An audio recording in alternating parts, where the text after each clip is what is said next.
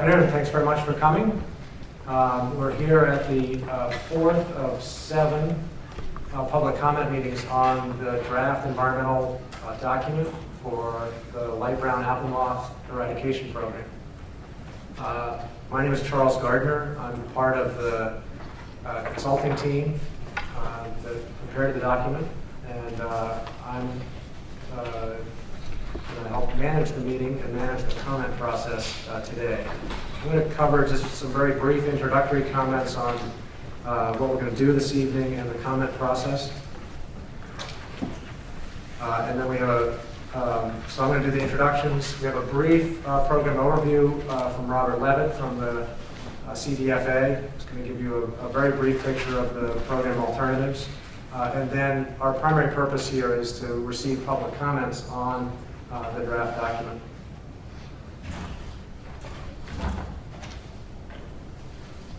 So a couple of just meeting guidelines that we use in these meetings. We do establish some time limits on the comments, so typically 3 minutes.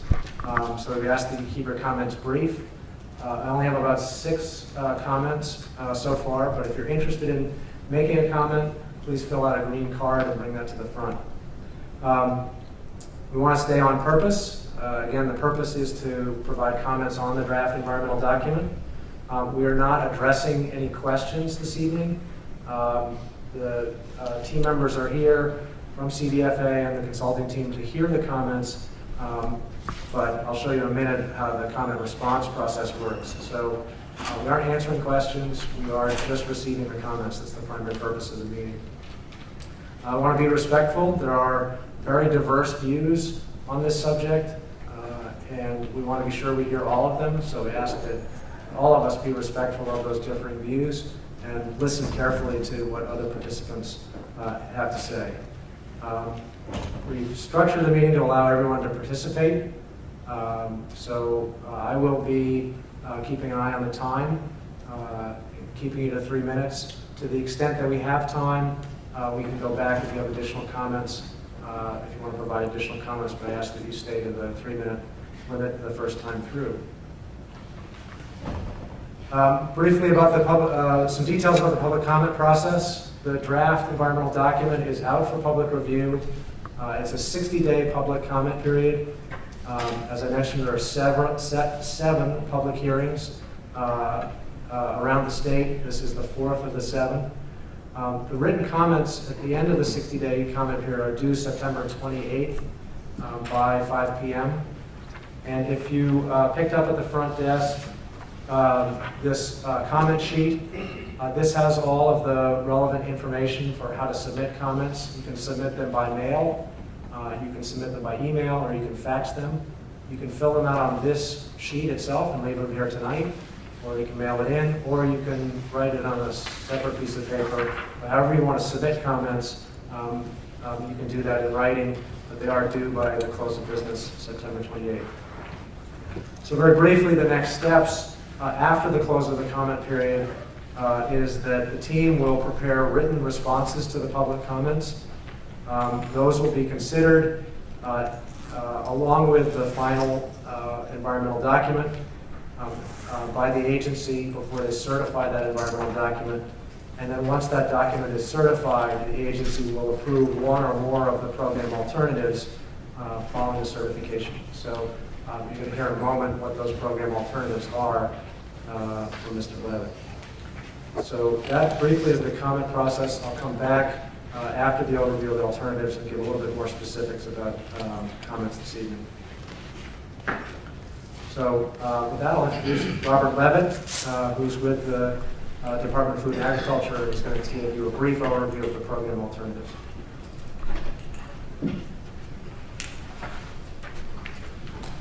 Thank you, Charles, and welcome to everyone for coming tonight to this listening session about the draft Programmatic Environmental Impact Report for the Light Brown Apple Moth Program. This is a statewide draft environmental impact report, and it was prepared by Entrex Corporation under contract with the Department of Food and Agriculture. Entrex is a well-known, worldwide and widely respected environmental consulting firm. And tonight, to represent NTREX, sitting to my right, we have Ms. Susan Hookins, who is the program manager for this environmental impact report. In front of her, you can see that there is the actual draft report, and that's the first of 2 volumes, the second volume being all of the appendices, that is the technical data upon which the report rests. The total of the 2 volumes is about 1,500 pages.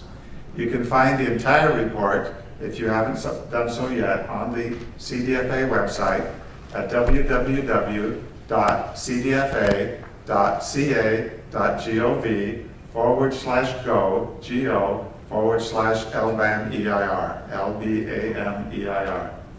And you can see all of the environmental impact report there. It's broken into sections that are easily downloadable, and they're in PDF format. The environmental impact report itself is designed to look at the environmental effects of the proposed program alternatives. And to summarize, there are 5 proposed alternatives in the light brown apple moth program looking toward the future.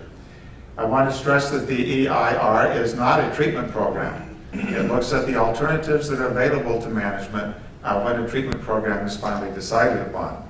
And a treatment program could include any or all of these 5 alternatives in any combination or singly. These are sterile male moths distributed aerially. They could also be on a smaller scale distributed by hand or by vehicle. But the sterile male moth technique is to distribute sterile male moths to break the reproductive cycle of the light brown apple moth. The second of the program alternatives is mating disruption with pheromone. And this is mating disruption, whereas the pheromone again breaks the reproductive cycle of the light brown apple moth. Basically, the female in nature emits the pheromone, and that's how the male tracks to her by releasing a large amount of pheromone. It confuses the males and breaks the reproductive cycle. In the program proposed alternatives, the pheromone could be distributed in 3 ways: as twist-tie treatments, in a thick matrix applied to utility poles and trees, or aerial application of a flake material over heavily infested remote areas, basically heavily forested or agricultural lands. The next of the program alternatives is native parasitic wasp, distributed manually, and this would be parasitic moths that are currently available commercially, in which the parasitic wasp lays its eggs and lays its larvae inside the light brown apple moth, and therefore controls it. Male moth attractant is the 4th of the proposed alternatives, and that's the use of a pheromone plus a small amount of insecticide, permethrin, in a thick matrix applied to trees, telephone poles, and other inanimate objects. And the 6th is foliar ground treatment with one of 2 organically approved insecticides, Bacillus thuringiensis christaki or spinosad. And again, these are widely used in the organic vegetable and ornamental industry. Charles is going to cover this The final conclusion of the programmatic draft EIR in reference to all of these alternatives is: there are no significant and unavoidable impacts associated with any of the program alternatives. Again, as Charles mentioned, we're in the middle of the 60-day comment period, and he'll cover some of this again in a moment. Tonight we have the 4th of 7 listening sessions, and we'll have 3 more over one tomorrow in Sonoma, and then next week in Watsonville and in Oakland.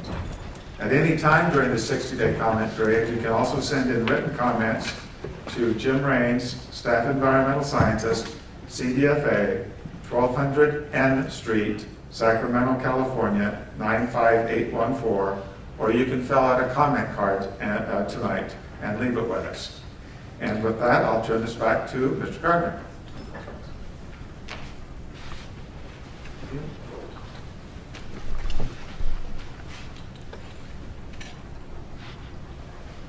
So specifically, again, on the comment process this evening, if you haven't filled out a green comment card, please do so and bring it down to the front, and we'll be sure to call on you. When you come up to testify, I have a handheld microphone for you, so everybody can hear you. But the court reporter is recording this, So if you could please state your name and any organization that you're representing. Again, if you can limit your comments to 3 minutes, that way we'll give everybody a chance to provide some comments. I'll give you about a 30-second warning so you can start wrapping up. And if you've brought written comments, feel free to summarize those and then provide those written comments to us. And as I said earlier, if there's time remaining and people who have commented have additional comments, we can give them an opportunity after anyone else has had a chance to comment. So with that, I'm going to call the first person, Daniel Harder. One thing missing from the draft EIR and something I submitted during a scoping session is discussion and clarification of the justification for implementing the apple moth program in the first place. One of the main comments of mine during the scoping process was that showing the clear need for a comprehensive review of the literature and evidence regarding the threat posed by the apple moth, the need for its eradication, and the likelihood that eradication can succeed at all. Question 1. Why does the EIR not comprehensively review the scientific evidence for these basic premises on which the whole program is based, that eradication is necessary and can succeed? Second question, what specific studies and data do you have to support the claim that eradication is possible?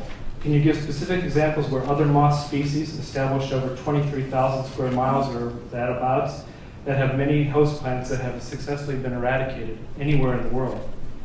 Question 3, what is the CDFA's definition of what would constitute successful eradication of the light brown apple moth? What are your time frame and criteria for deciding whether eradication can be achieved, and if it cannot be achieved, for terminating the program? Second comment. The draft EIR states in several places that the apple moth is spreading in California. Please explain how spread can be occurring despite the 2 years of quarantines and restrictions imposed by your department. Second question. To what extent have you expanded the numbers, locations? Second question. How do we know we are not simply delineating the established range of the moth rather than finding new infestations? And how do you clarify the fact that the moth is expanding over its territory rather than simply a manifestation of additional trapping? Another comment. The draft EIR says that both California agriculture and native forests are at risk if the moth is not eradicated. Question 1. What definitively confirmed damage has the light brown apple moth done in the state? Second question. What specific scientific evidence is there from California or anywhere in the world that native forests are at risk from the light brown apple moth? Third question. Given the lack of damage over the past 2 years, what specific evidence can you cite that damage from the apple moth will increase?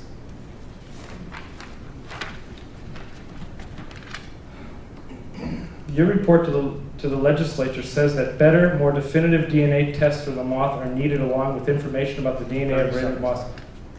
Sorry? 30 seconds. Question 1. If the current testing is not sufficiently accurate, how can you be sure that the apple moth is present in a given location and or responsible for damage in any particular location? Here's my comment. The no-program alternative in the draft EIR is based on the premise that private landowners will increase their use of pesticides because of the apple moth, causing more damage than would be done by the proposed chemical treatment alternatives. This determination was apparently made based on 2 internal memos by CDFA Project Director Robert Dahl, who is also the main preparer of the EIR. The survey shows that a very large percentage of the residents under the eradication zone use no pesticides at all in their homes and gardens. Question 1. Is there any hard evidence to support the allocation that private landowner pesticide use will increase for the moth? 2. If the moth does not do damage, what would homeowners use pesticides for it?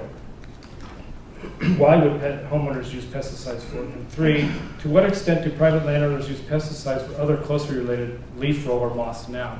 And I have additional comments and questions if I can stop. We have so few people. Can he finish if he has a few extra minutes? I think we'll have time to come back to it. Thank you. Okay, Yannick, Phillips.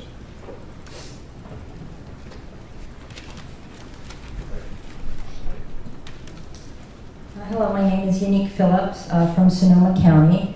I'm a third-generation Californian where my grandparents farmed citrus in Fallsbrook, and I'm a fierce supporter of agriculture, California agriculture.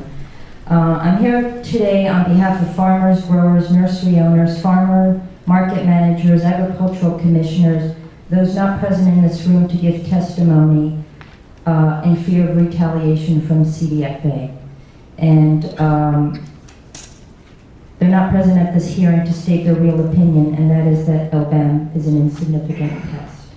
I do have a question about fires. This is an article that came out in the San Francisco Chronicle last Saturday, and it states how we are the chief director of the California Department of Forestry and Fire Protection, saying that he's very concerned about all the fires that are going on now, of course, and that they will continue to go on. There is also the UN's International Governmental Panel on Climate Change, which has stated that they forecast increase in frequency of wildfires. And this is one of the MSDS sheets for just the twist ties.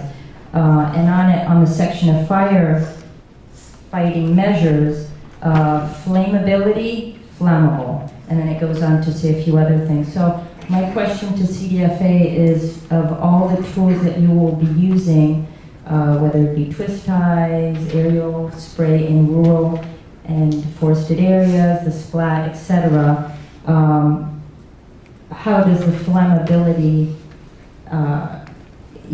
what's the danger of the flammability if these things do, if we do have fires, where all of these, where your tools will be placed.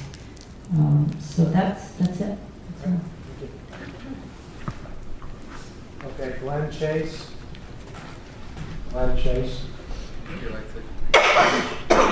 I'm still writing my questions. Okay, you wanted to go to Glen? Okay.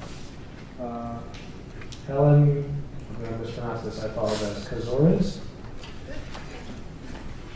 And then on deck is Gary Lasty. Thank you. My name is Helen Kozoriz, and I'm the founder of Stop the Spray Alameda County. And I'd just like to say we stand firmly opposed to CDFA's eradication program.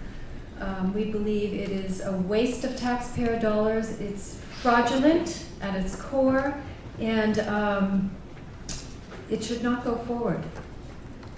And our group will be submitting our questions at the end of September. So I have no more comments at this time. Thank you. Okay, Gary Lasty. My laptop is charging, so I'll need to go later. Frank Egger. I'm still preparing my comments. Thank you. Okay. Glen Chase, you ready?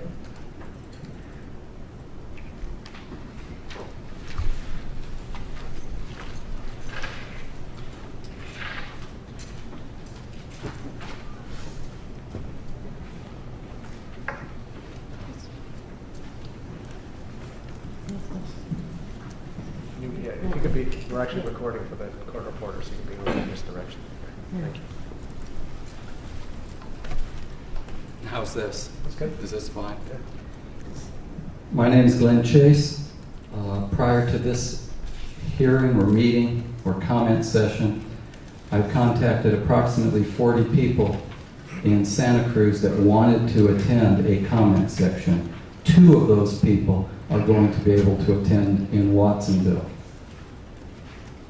It's not scientific, it's not perfect mathematics, but as a representative example, I've spoken to 40 people who would like to attend. 2 of them will be able to attend because they're working people, most of the people are working, other people have children. They cannot get to Watsonville at 5:30 to attend the comment section. Santa Cruz is the city that filed the lawsuit that stopped this organization from continuing to break the law when they stopped the program that was violating CEQA.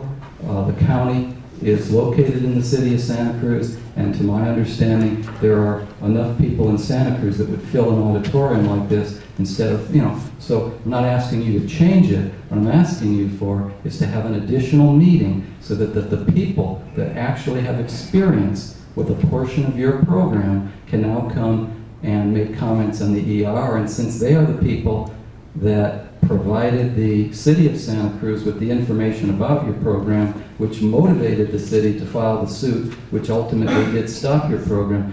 I think that if you really wanted public comment, you would offer them the opportunity. And Watsonville is not a practical opportunity for many of the working people with children.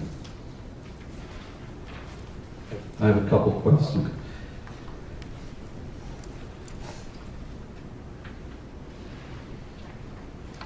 In the EIR, you identify no significant impact, and in the EIR, you put values on the crop, the potential loss. My questions are, it's one question in 3 parts. What value do you place on the life of an adult? What value do you place on the life of a child? And what value do you place on the life of a fetus in calculating your cost benefit of crop damage versus the damage that occurs to people when you apply the pesticides in their vicinity? And my last question, what cost do you place on an 11-month-old boy who stopped breathing after the CDFA's previous application of pesticides in 2007?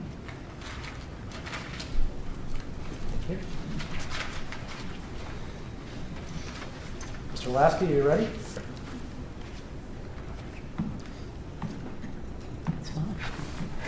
Thank you.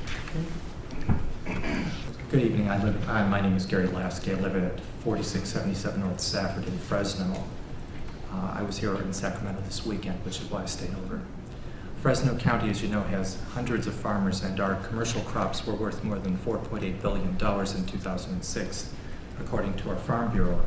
And so my first point is that an LBAM quarantine would hurt farmers in Fresno County and create a huge burden for our county's agricultural commissioner, who is responsible for overseeing hundreds of farms with a limited staff. Second, the LBAM aerial spray program has created a legacy of mismanagement and damaged the ability of the state to proceed with any further LBAM eradication methods due to a loss of public trust in CDFA and the state government in general. And I mention this because I've actually been a resident of Santa Cruz for the past 18 years, so I was there when the spray happened, and I've spoken with people who've been hurt by it, but you'll hear more about that, I'm sure. Speak into the mic.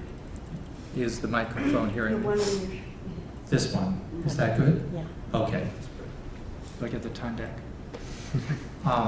The mistrust of CDFA is basically because when we heard that there were all these that the spray was going to be a benign method, that it's going to be harmless, and we found people who had first-hand and second-hand experience of being damaged by the spray with respiratory difficulties. I still know people in Santa Cruz who are, frankly, they're freaked out and on high anxiety over any potential LBAM treatment, including aerial spray and others. And the only way we can manage this is with a good EIR, which is going to take me to the point of, you'll hear various concerns about the EIR. I wish to bring to the table that this EIR was, first off, that CDFA has tried to evade or find loopholes to avoid the EIR process, the emergency situation where the spray was pushed through very quickly, and only after the court stopped that was the EIR prepared. Now the EIR has declared, has really not met basics for EIR 101, which are that there be a stable project description where we are understanding the scope of what will happen. Now I understand there'll be more specific EIRs in the future, but the programmatic EIR does not define what urban is or rural is. We don't know who's going to be vulnerable to the spray in the future.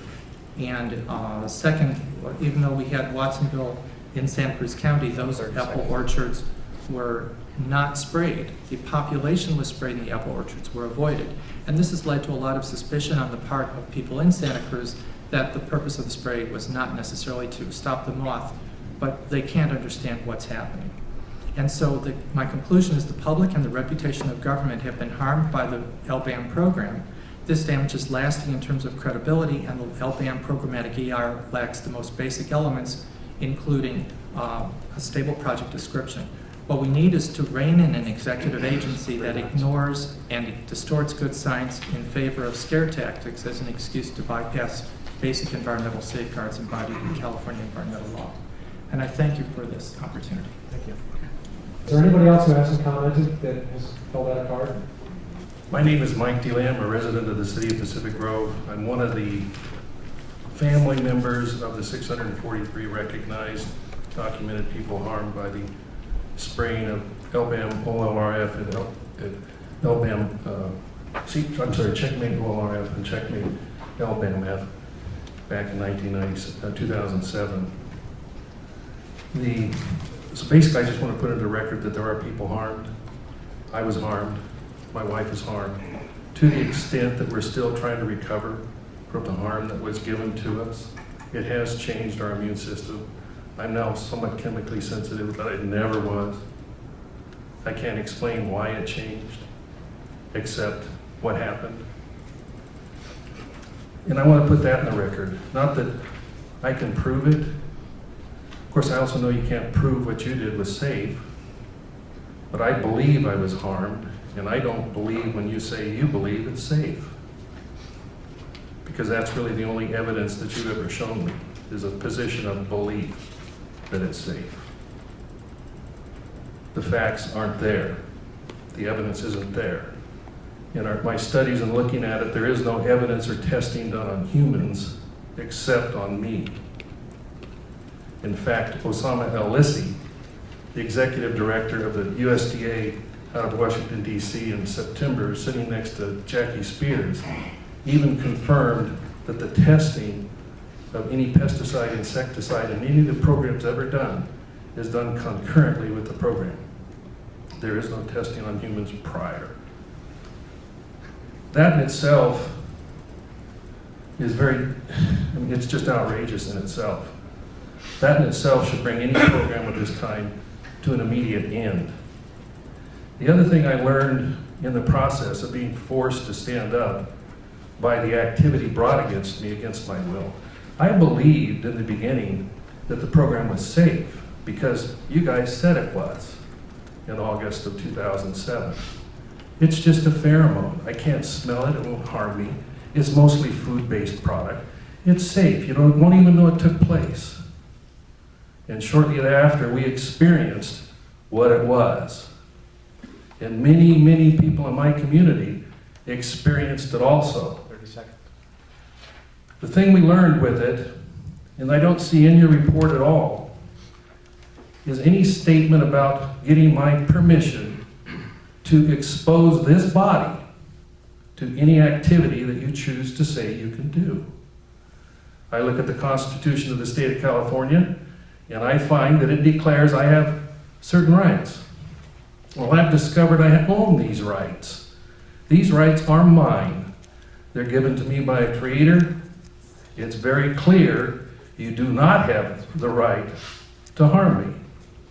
And I have the right to stand up against you. Therefore I do, and I am declaring right now, you will not expose this body, me, to this person, to your untested toxic pesticide programs. Thank you. While we're waiting, are you going to be able to respond to the extra meeting in Santa Cruz, where there's a lot of people that want to attend a meeting? Are you going to respond to that, or is it going to just not? I mean, it's not a question, but it's an administrative request for many people in Santa Cruz. That's why I've come. I think the CDFA has heard it, and they'll take it under advisement and consider it. How will they respond to whom? I think they have to go back and consider it. But who will they respond to? They will announce a meeting if they decide to have a meeting. And can you tell us by when, so it's not just open-ended? Give us, some date. So, could you discuss it? Does it seem like a reasonable request? You want to provide an answer within a week or 10 days, or Within a week. within a week? There'll be an answer. So you give a positive or a negative, not just not say anything. Where will it be? On your website? Will you email someone? I'd just like to know. I've got some people who go back and they said, well, they'll let us know. Let who know? If there's a meeting, there'll be an announcement of the meeting. If there's not going to be one, there'll be nothing said about it? If you'd like to be notified that there isn't going to be one, we can notify the people who attended you. Yes, is that satisfactory with the other people in the audience? Do they notify us of whether there's an additional meeting in Santa Cruz? Just the within, form? Just where I sit? within a week's time. Can I use this mic? So in other words, I'm going to bring a message back to a lot of people. So within a week's time, all the people in this room will be notified by email that's posted on the list at the front door. Mike, is that workable? Or not? Sure. Okay. So it'll be a positive or a negative. It won't just be no response, correct? Yeah. Thank you very much. Okay, Mr. Evans. Where's your podium here? Nope. What? We got to pick it up on this microphone. You have to pick the correspondence microphone. Okay. So if you can, yeah. Just leave it. Just leave it. Leave it set up there, sir. Well, you could just leave well, it. if I could speak into both of them, I'm sure it'll work for you. Okay. My name is Frank Ager. I'm representing the North Coast Rivers Alliance, the DPEIR. Checkmate. The California Department of Food and Ag's pesticide of choice has been replaced by Hercon Bioflake LBAM. All inert ingredients have not been disclosed in your draft. The trade names of MicroTac and MicroThick only. The draft must list all inert ingredients by their known chemical definitions, not just 2 trade names. The draft must disclose the legal authority for the imposition of crop and area quarantines, citing applicable governmental code sections that the CDFA has determined allows them to set these quarantines. The draft is totally silent on that issue. The impact on listed salmonids is totally inadequate. The example given is these words: since the decline of salmon is from many sources, this program's incremental contribution is less than significant. It's unbelievable that a firm with supposedly the reputation of Entrex would make that kind of a statement and expect someone involved in the salmon industry to accept it. The draft does not include the findings of the Monterey and the Santa Cruz courts. No mention whatsoever of those court decisions in the draft. The exceedance of federal or state surface or groundwater standards or water quality objectives for hazardous materials as a section. No standards were identified for Hercon, Disrupt Bioflake LBAM, or Splat LBAM. The exceedance of toxicity reference value for aquatic animals, no impact, no mitigation required. F3.2.2.2, toxicity of Hercon, Bioflake, LBAM inert and dispersant ingredients. No toxicity information exists, period. You have no study that either corroborates or dispels that statement. Acute and chronic testing reports do not provide the necessary information to make the informed decision. Those aren't acute and chronic testing reports. Chapter 9, the impact to listed species. The report addresses spawning behavior only, not rearing or migration. In or out migration is totally insufficient to state after mitigation less than significant. There's no justification. Measures dose spray could be delivered by truck. The current state-of-the-art truck-mounted spray rigs can fog out 2,500 feet, almost a half a mile. The draft is insufficient in its study of truck-mounted spray. Organically approved insecticides, BTK and spinosad. The material safety data sheets should be included on the draft. In fact, all material safety data sheets should be included for any pesticides that you intend to use. Well, I thought this goes till 7:30. You don't even have anyone else to speak. What time is it right now? We're applying a 3-minute rule. Because why? What? Because you want to end the meeting at 6 o'clock, is that it? We're applying a 3-minute rule out of fairness to all the meeting attendants at all meetings. If there's time at the end, we can give you more time to provide. Well, let me just finish up and take a couple. I have a 3-minute rule. That's nice. You brought me up here from Fairfax, an hour and 45-minute drive, to give me 3 minutes? Are you serious? To When the, there's I don't understand. to the extent that there's time, we can allow additional time for you to speak after others have been heard. We may be at that point now. I think you are. Okay, we may be. It's because of the crowd, Frank. Go ahead and continue, Frank. Okay. So, are there any other people that would like to comment that filled out a green card? Okay. Mr. Harder, you said you had additional comments? I'm okay with Frank going first. Okay, fine.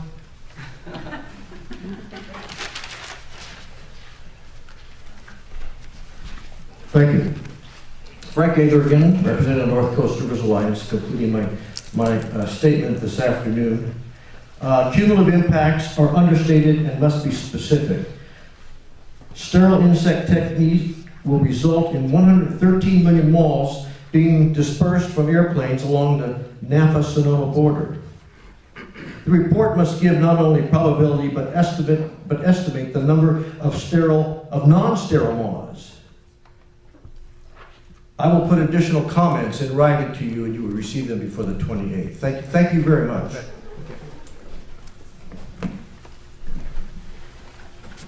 Mr. Harder? Thank you. I made a comment about the Dan Harder of Santa Cruz. No program alternative in the EIR is based on the premise that private landowners will increase their use of pesticides. And I'd like to follow up with a question of that original comment. Let's see. Oh no, I'm not going to follow up on that. Sorry. Oh yeah, I am. Question one, what is the standard protocol that farmers currently use for other native leaf roller moths, and why would that protocol not control the light brown apple moth as well if control were in fact needed to zero tolerance? Comment, the EIR does not quantify the health and environmental impacts of the program as a whole. It only looks at individual treatments separately. When does the department intend to quantify, and will they quantify, the environmental impacts of the program as a whole? Please provide estimates of success with scientific references for each proposed treatment and treatments used in combination.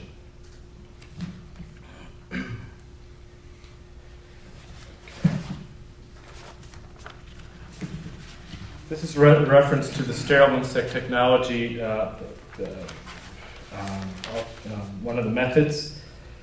Of the 12 species of moth on which sterile insect research has been conducted, some level of control was obtained in only 3, and unequivocal eradication achieved in none.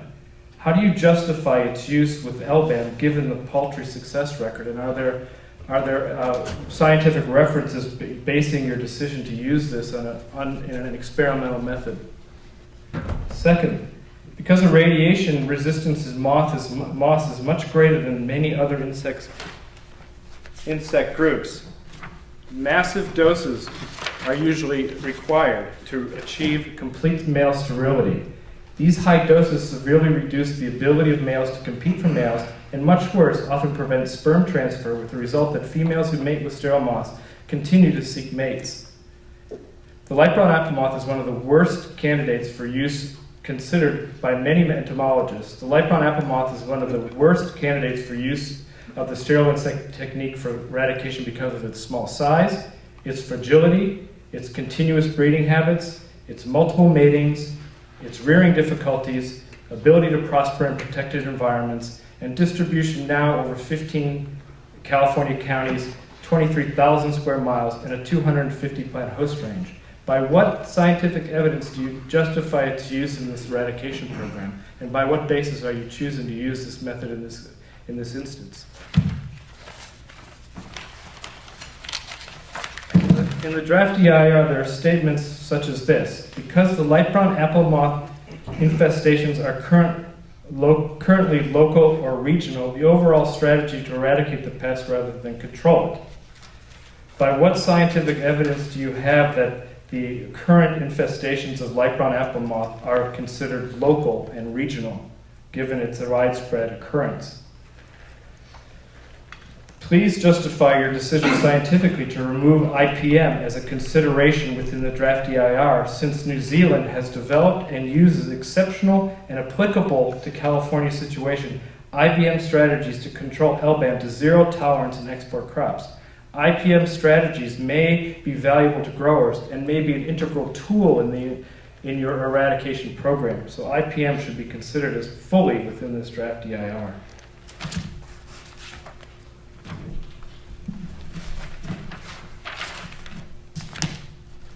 Finally, another statement in the draft EIR is that because LBAM is a new pest in North America that affects a broad range of plants, both APHIS and CDFA have taken immediate action to eradicate LBAM from California to prevent its spread to susceptible host plants throughout the U.S. and neighboring Mexico and Canada.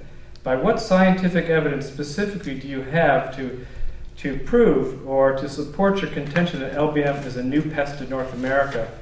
And I've asked for this evidence before, and it's not been forthcoming.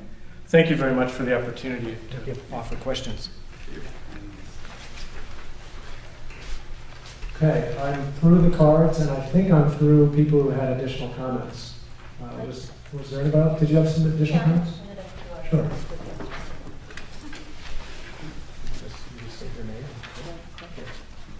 Okay, Yannick Phillips from Sonoma County. As stated by numerous California farmers, CDFA is a nuisance to them with their restrictive quarantines, and that's, I think, from top of California, bottom of California.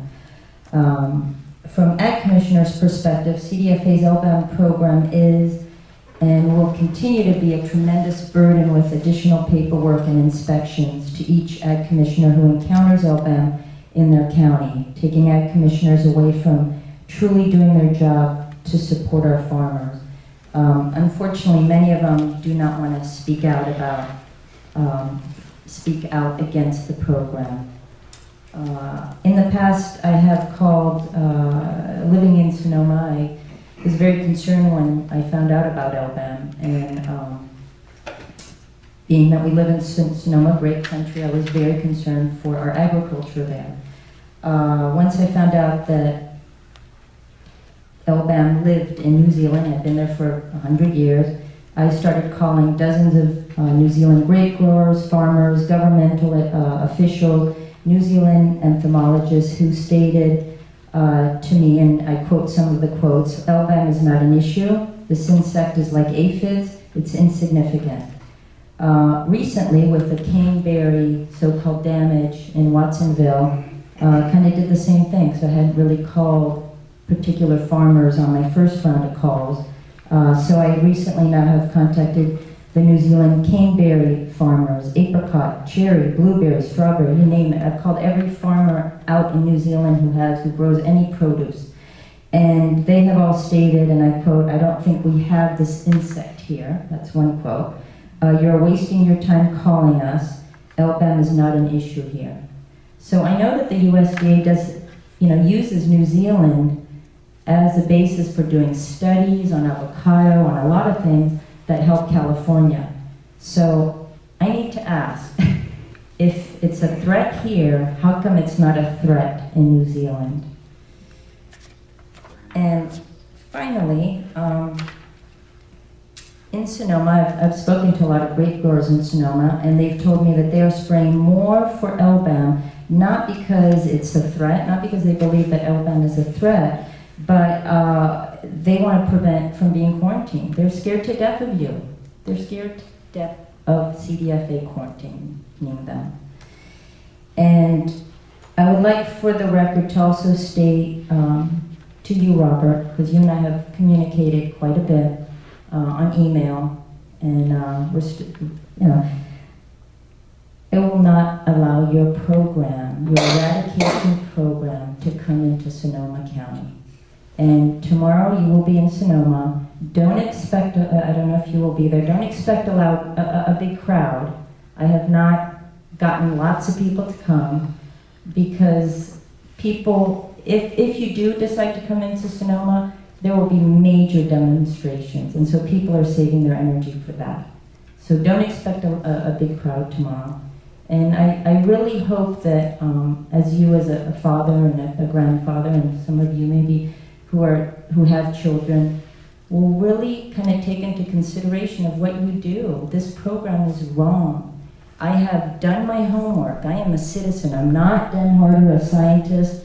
I'm not a biologist. I'm not an entomologist, but I have done my homework. And this program is wrong.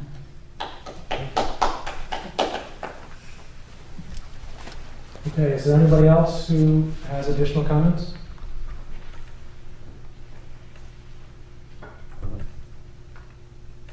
Okay. Well, if you think of something else, let us know. Otherwise, we'll sit tight. Just the last thing on the administration, 1 week would be the 31st of August. Is that correct in hearing about the meeting for Santa Cruz? And who would be the person contacting, sending out the email?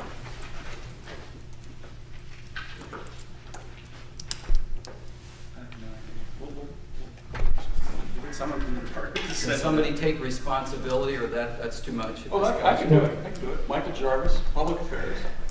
Michael, you can send me. Why don't we do this? Make a public announcement. I can't pick any of this up, so if Okay. you want this on the record, I need you to come closer to the It's microphone. all right. It's not. It's all right. We can put it on the record as if the 31st of August. Sir, I Michael Jarvis can't will pick talk. you up from that Well, distance. then you can put it on, Michael. I'll add it. We'll add it. Go ahead. Yes. Is it a secret? Are we not going to follow through? Go ahead and add it on the record. It's a technical situation. Okay. Put it on the record, Michael. Okay. Okay, So- we'll put it on the record. Let's sir. do it while we're here so we can see it occur. Oh. Okay. Mike Jarvis will respond within a week to the question of is there going to be a Santa Cruz meeting? I appreciate it. Thank you. Okay.